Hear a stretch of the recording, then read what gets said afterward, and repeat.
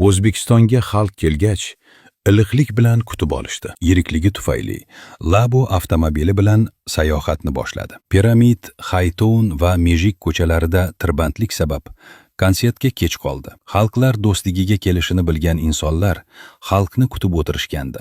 Konsert boshlandi. Xalq go'yoki konsert yoqqandek qarsakbozlik qilmoqda, chunki insonlardan ajralib qolmasligi kerak edi. Konsert tugagach prava olmagan aziz akaga yordam ham berdi. So'ng zudlik bilan 5 qozon osh markaziga shoshildi. O'zbek oshini yemagan sayyoh aslida sayyoh emasdi. Xalqga osh juda ham yoqdi.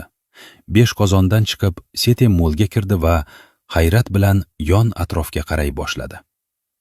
Bir kun xalq uchun juda tez o'tdi. Labosiga minib mehmonxonaga qarab yo'l oldi. Mehmonxonaga birinchi marta kirgan xalq hayajon bilan insonlar bilan gaplashardi.